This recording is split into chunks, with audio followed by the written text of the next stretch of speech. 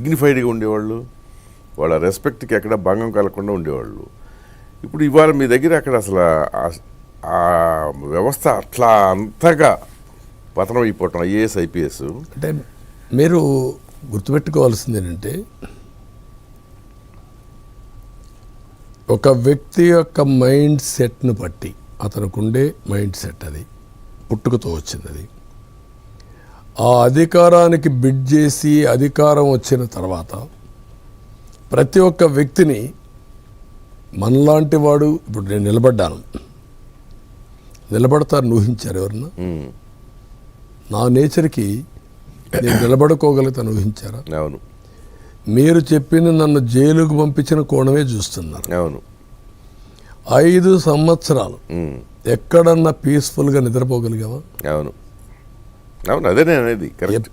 ఇల్లు కూడా వెకేట్ చేయించడానికి, కూలగొడడానికి ఎవ్రీడే ఇంటి పైన నేను ఎన్ఎస్జి ప్రొటెక్ట్గా ఉండి ఇంటి పైన డ్రోన్స్ ఎగరేయడం, తర్వాత నన్ను వెకేట్ చేయమని ఇది ఇల్లీగల్ హౌస్ అని చెప్పడం.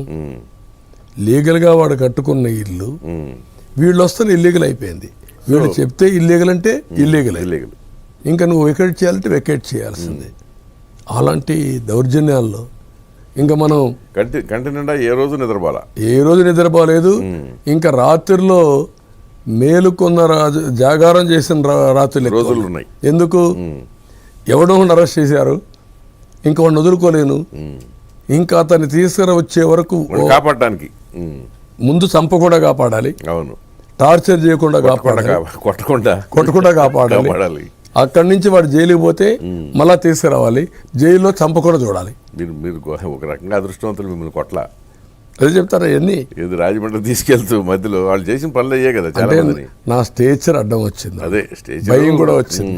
భయం ఉంటుంది. నేను కూడా ధైర్యంగా ఉండడం కూడా భయం ఉంది.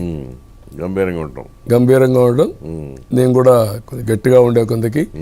వాళ్ళు ఎంత ప్రెషర్ పెట్టినా వీళ్ళు నా దగ్గరకు వచ్చి సల్కింగ్కి వచ్చారు భయపడి. ఆ రెసిస్టెన్స్ లో అదర్వైజ్ ఆడేవాళ్ళు. అదే నేను ఎందుకన్నానంటే ఆఫీసర్లది, ప్రభుత్వ అధికారులు కూడా కొంతమంది ఉన్మాదుల్లాగా మారిపోయారు అసలు. ఇప్పుడు రేపు పొద్దున మీరు ఒకవేళ అధికారంలోకి వచ్చినా వీళ్ళతోటే కదా పని చేయించాలి. వీళ్ళు